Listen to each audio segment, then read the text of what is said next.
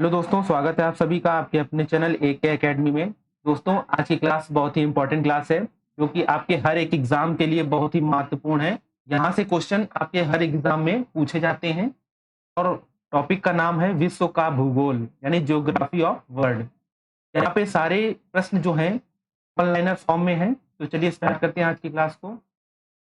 तो पहला पॉइंट है ज्योग्राफी। ज्योग्राफी शब्द का प्रथम प्रयोग किसने किया था? तो यूनानी विद्वान इरेस्टोस्थनीज ने। क्या नाम है? इरेटोस्थनीज द्वारा किया गया था। इरेटोस्थनीज को व्यवस्थित भूगोल का पिता यानी फादर ऑफ सिस्टमैटिक ज्योग्राफी माना जाता है। ये पॉइंट्स को याद रखिएगा। अगला पॉइंट है हमारा भूगोल का जनक यानी फादर ऑफ ज्योग्राफी किससे बोलते हैं? तो नाम इनका याद रखिएगा, हिकेटियस। क्या नाम है? हिकेटियस को माना जाता है। चलिए आइए बात करते हैं ब्रह्मांड यानी कॉस्मोस की बात करते हैं कि ब्रह्मांड किसे कहते हैं। तो पहला पॉइंट दिया है सूक्ष्मतम अणुओं से लेकर विशाल मंदाकिनियों यानी मंदाकिनियों को क्या बोला जाता है? गैलेक्सीज तक खगोलीय पिंड के सम्मिलित स्वरूप को क्या कहते हैं? ब्रह्मांड कहते हैं।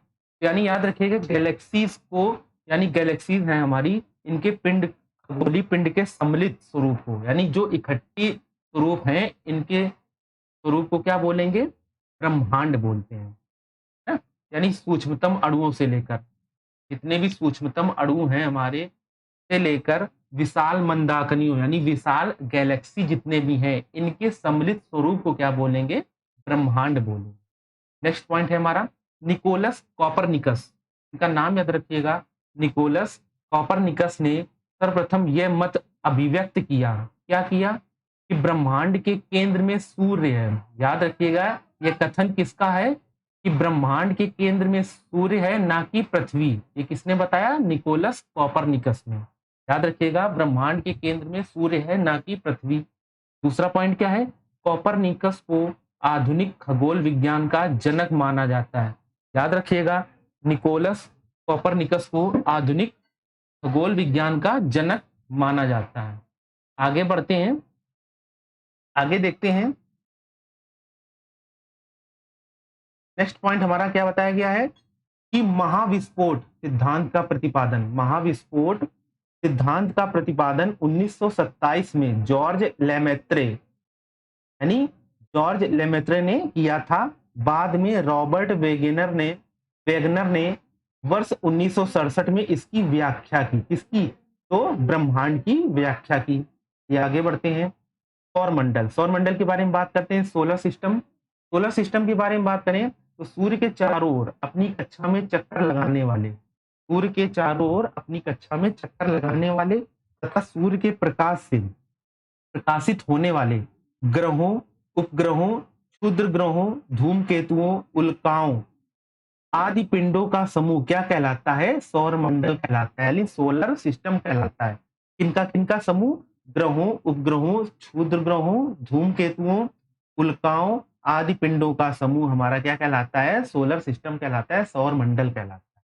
और ये सभी क्या करते हैं? सूर्य के चारों ओर अपनी कक्षा में चक्कर लगाते हैं और सूर्य के प्रकाश से प्रकाशित होते हैं। नेक्स्ट पॉइंट देखिए, हमारा सौरमंडल जिसमें स्थित है उसको मंदाकिनी यानी गैलेक्सी या आकाशगंगा या दुग्ध मेखला कहते हैं। नहीं, सौरमंडल जिसमें है, स्थापित है, उसको मंदाकिनी बोलते हैं यानी गैलेक्सीज बोलते हैं, आकाशगंगा बोलते हैं या दुग्ध मेखला भी बोलते हैं। ये आगे देखते हैं, सूर्य के बारे में बात करते हैं। तो पहला पॉइंट दिया है सूर्य सौरमंडल के केंद्र में स्थित है। बिल्कुल पॉइंट टू पॉइंट दिया है, आप लोग इसको नोट भी करके चलिए। सूर्य सौरमंडल में स्थित है, पहला पॉइंट। दूसरा है सूर्य की आयु लगभग 4.6 यानी 4.6 अरब वर्ष है। तीसरा पॉइंट, सूर्य पृथ्वी से लगभग 13 लाख गुना बड़ा है। याद रखिएगा सूर्य पृथ्वी से कितना बड़ा है? तो 13 लाख गुना बड़ा है।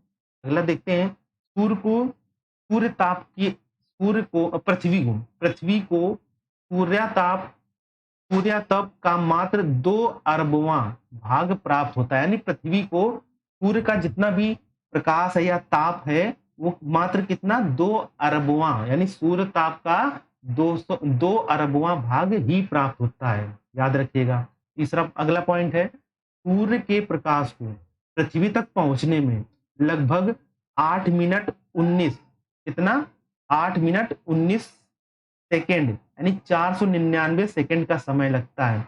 याद रखिएगा, कई बार एग्जाम में पूछा गया है कि सूर्य के प्रकाश को पृथ्वी तक पहुंचने में कितना समय लगता है, तो 8 मिनट 19 सेकेंड, ठीक है, और इनको जोड़ा जाए तो 499 सेकेंड का समय लगता है। नेक्स्ट देखते हैं, सूर्य की समस्त ऊर्जा का स्रोत, सूर्य की समस्त ऊर्जा का स्रोत नाभिकीय संलयन है, यानी जितनी भी सूर्य के अंदर ऊर्जा उत्पन्न हो रही है उसका स्रोत क्या है, नाभिकीय संलयन है।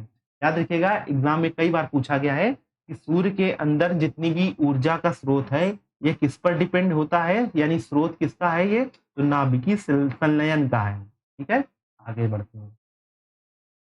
सौर मंडल के पिंड यानी बॉडीज ऑफ सोलर सिस्टम, सौर मंडल के पिंड पढ़ते हैं तो पहला पॉइंट दिया है, सौर मंडल में वर्तमान में कुल 8 ग्रह हैं। याद रखिएगा कितने ग्रह हैं, कभी भी एक नंबर में पूछा जा सकता है कि ग्रहों की संख्या कितनी है, तो आप लोग बताएंगे 8 है। ठीक है, दूसरा पॉइंट देखते हैं, सूर्य से दूरी के आधार पर, सूर्य से दूरी के आधार पर ग्रहों का क्रम, यानी सूर्य से दूरी के आधार पर ग्रहों का क्रम क्या है, तो पहले बुध आएगा सूर्य के सबसे निकट, फिर शुक्र, पृथ्वी, मंगल, बृहस्पति, शनि, अरुण एवं वरुण, यानी ये दूरी के आधार पे इनका क्रम है और कई बार एग्जाम में पूछा जाता है।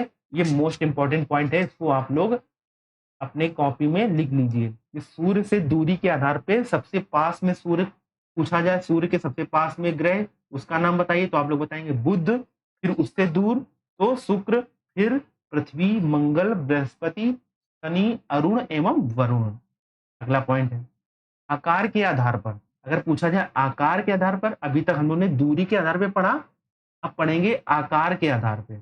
आकार के आधार पे ग्रहों का अवरोही क्रम, अवरोही मतलब बढ़ते हुए क्रम। तो बढ़ते हुए क्रम में देखते हैं तो पृथ्वी बृहस्पति, शनि, अरुण, वरुण, पृथ्वी, शुक्र और फिर मंगल और बुध। याद रखिएगा यह आकार के आधार पे है और इससे पहले पढ़ाया गया है दूरी के आधार पे। तो इन दोनों पॉइंट को आप लोग अच्छे से पढ़िएगा और इनको याद भी कर लीजिएगा, क्योंकि यहाँ से हर एक एग्जाम में यहाँ से क्वेश्चन बनता ही बनता है। नेक्स्ट देखते हैं, हमारा नेक्स्ट पॉइंट है सूर्य ग्रहण, सोलर इक्लिप्स कब होता है, जब चंद्रमा सूर्य और पृथ्वी के बीच आ जाता है। तो याद रखिएगा, सूर्य ग्रहण अगर पूछा जाए कि कब होता है, तो आप बताएंगे जब चंद्रमा सूर्य और पृथ्वी के बीच आ जाता है, जिसमें सूर्य का प्रकाश पृथ्वी तक नहीं पहुंच पाता है, तब सूर्य ग्रहण पड़ता है। दूसरा पॉइंट देखते हैं, सूर्य ग्रहण प्रतिपदा यानी न्यू मून डे या इसको अमावस्या भी कहते हैं, वो ही होता है। तो सूर्य ग्रहण कब होता है, तो याद रखिएगा अमावस्या यानी न्यू मून डे को होता है। आगे बढ़ते हैं, अगर ग्रहों की बात करें तो बुध जिसको बोलते हैं मरकरी, एक एक पॉइंट एक एक चीज को हम लोग देखेंगे। तो बुध को पहला पॉइंट देखेंगे, यह सूर्य के सर्वाधिक निकट ग्रह है। तो देखो यहाँ बता दिया गया है कि सूर्य के सर्वाधिक निकट ग्रह कौन सा है, तो आप लोग याद रखिएगा कौन सा, बुध ग्रह, मरकरी। अगला पॉइंट देखते हैं, इसे सूर्य को परिक्रमा करने में लगभग 88 पृथ्वी दिवस लगता है। याद रखिएगा इसको सूर्य की परिक्रमा करने में कितने दिन का टाइम लगता है, तो 88 पृथ्वी दिवस यानी 88 दिन का समय लगता है, याद रखिएगा। नेक्स्ट पॉइंट है, यह सौरमंडल का सबसे छोटा ग्रह है जिसके पास कोई उपग्रह नहीं है। याद रखिएगा बुध ग्रह के पास अपना कोई उपग्रह नहीं है। आई होप यहां तक आप लोगों को अच्छे से समझ में आया होगा। चलिए आगे बढ़ते हैं, शुक्र की बात करें, वीनस जिसको वीनस बोलते हैं, तो इसमें पहला पॉइंट है शुक्र सर्वाधिक चमकीला ग्रह है। याद रखिएगा पूछा जा सकता है कि सर्वाधिक चमकीला ग्रह कौन सा है, तो आप लोग बताएंगे शुक्र यानी वीनस। नेक्स्ट पॉइंट है, शुक्र पृथ्वी के सबसे नजदीक तथा सर्वाधिक गर्म ग्रह है। शुक्र जो है पृथ्वी के सबसे नजदीक वाला ग्रह है और सबसे गर्म ग्रह है। आगे बढ़ते हैं, शुक्र को भोर का तारा, यहां से एक एक पॉइंट बहुत ही इंपॉर्टेंट है, शुक्र को भोर का तारा या साय का तारा यानी सांझ का तारा भी कहते हैं। आगे पॉइंट देखते हैं, शुक्र को पृथ्वी की बहन, सिस्टर ऑफ अर्थ, याद रखिएगा, शुक्र को पृथ्वी की बहन भी कहा जाता है क्योंकि घनत्व, आकार एवं व्यास में यह पृथ्वी के लगभग समान है। ये पॉइंट याद रखिएगा। अगला है शुक्र का कोई भी उपग्रह नहीं है। शुक्र का कोई भी उपग्रह नहीं है। दोस्तों यहाँ पे आप लोग देख रहे होंगे हर एक पॉइंट अपने आप में बहुत ही इंपॉर्टेंट है, इनको अच्छे से आप लोग पढ़ते चलिए। चलिए आगे बढ़ते हैं, अर्थ के बारे में देखते हैं। पृथ्वी, हमारी पृथ्वी के बारे में क्या बताया गया है यहाँ पे, पहला पॉइंट देखते हैं। पृथ्वी सौरमंडल का एकमात्र ज्ञात ग्रह है जिस पर जीवन है, ये तो हम लोगों को पता ही है। अगला पॉइंट है, पृथ्वी को जल की उपस्थिति के कारण इसे नीला ग्रह भी कहा जाता है। याद रखिएगा, इसे नीला ग्रह भी कहा जाता है। कई बार एग्जाम में पूछा जा चुका है कि नीला ग्रह किसको बोलते हैं, तो आप लोग बताएंगे अपनी पृथ्वी, अर्थ को। अगला है, पृथ्वी का एकमात्र उपग्रह कौन सा है, चंद्रमा है। पृथ्वी का एकमात्र उपग्रह चंद्रमा है। नेक्स्ट पॉइंट, पृथ्वी अपने अक्ष पर कितने अंश झुकी है, तो आप बताएंगे 23.5 अंश। 23.5 अंश झुकी है, अंश पर झुकी है। नेक्स्ट देखते हैं, पृथ्वी 23 घंटे, कितने, 23 घंटे 56 मिनट 4 सेकंड में अपने अक्ष पर चक्कर पूरा करती है। याद रखिएगा, पृथ्वी 23 घंटे 56 मिनट और 4 सेकंड में अपने अक्ष पर एक चक्कर पूरा करती है। इसी गति को क्या बोलते हैं, घूर्णन गति कहते हैं अथवा दैनिक गति कहते हैं। तो ये याद रखिएगा, कितने घंटे में, 23 घंटे 56 मिनट 4 सेकंड में अपने अक्ष को पूरा करती है। इस गति को क्या बोलते हैं, घूर्णन गति कहते हैं या दैनिक गति कहा जाता है। चलिए आगे बढ़ते हैं। नेक्स्ट हम लोग देखते हैं, नेक्स्ट पृथ्वी के बारे में क्या बताया गया है, चलिए देखते हैं। पृथ्वी के अपने अक्ष पर घूमने को घूर्णन या परिभ्रमण कहते हैं, इसी कारण दिन रात होते हैं। याद रखिएगा। आगे बढ़ते हैं, पृथ्वी को सूर्य की परिक्रमा पूरी करने में 365 दिन 6 घंटे 9 मिनट 9.51 सेकेंड इतना टाइम लगता है। याद रखिएगा, कितने दिन, 365 दिन 6 घंटे 9 मिनट 9.51 सेकेंड या 365.25 दिन का समय लगता है। इसे पृथ्वी का परिक्रमण गति भी कहते हैं, इसे पृथ्वी की परिक्रमण गति भी कहते हैं। इंपॉर्टेंट पॉइंट है, इसको याद रखिएगा। नेक्स्ट है, पृथ्वी सूर्य से निकटतम दूरी पर 4 जनवरी की निकटतम तिथि को होती है ना। तो याद रखिएगा, पृथ्वी सूर्य से निकटतम दूरी पर यानी सूर्य के पास कब आ जाती है, तो 4 जनवरी, है ना। याद रखिएगा, इस स्थिति को क्या बोलते हैं, उपसौर भी कहते हैं। उपसौर को क्या बोला जाता है, पेरीहीलियन, यानी इस स्थिति को उपसौर या पेरीहीलियन भी कहते हैं। 2021 में 2 जनवरी को हुआ था, याद रखिएगा। नेक्स्ट है, आगे बढ़ते हैं, क्या बताया गया है पॉइंट में। दोस्तों ये सभी पॉइंट्स आपके एग्जाम के लिए बहुत इंपॉर्टेंट हैं, तो इनको अच्छे से ध्यान से पढ़िएगा। नेक्स्ट है हमारा, 21 मार्च और 23 सितंबर को पृथ्वी के दोनों गोलार्धों में दिन व रात बराबर होते हैं। ये इंपॉर्टेंट पॉइंट है, कभी भी पूछा जाता है आपके एग्जाम में हमेशा कि पृथ्वी के दोनों गोलार्धों में दिन और रात कब बराबर होते हैं, तो आप लोग बताएंगे 21 मार्च और 23 सितंबर को, याद रखिएगा। नेक्स्ट है, पृथ्वी के उत्तरी गोलार्ध में सबसे बड़ा दिन 21 व 22 जून को, जबकि दक्षिणी गोलार्ध में सबसे बड़ा दिन आप कब बताएंगे, तो 22 दिसंबर को होता है। ये इंपॉर्टेंट पॉइंट है, आप लोग याद रखिएगा। चलिए आगे बढ़ते हैं। आगे है मंगल, मार्स। मार्स किसको बोलते हैं, मंगल को बोलते हैं। तो इसमें क्या पॉइंट बताया गया देखते हैं। मंगल को लाल ग्रह भी कहते हैं, याद रखिएगा, मंगल को लाल ग्रह के नाम से भी जाना जाता है। इनके जितने भी उपनाम हैं आप लोग याद रखिएगा कि इस ग्रह को किस नाम से जाना जाता है, यह हमेशा पूछा जाता है। तो मंगल को लाल ग्रह के नाम से जाना जाता है। और क्यों है ये लाल ग्रह, तो देखते हैं, आयरन ऑक्साइड की उपस्थिति के कारण यह लाल दिखाई पड़ता है। अगला पॉइंट है, मंगल के फोबोस और डीमोस नामक 2 ग्रह उपग्रह हैं।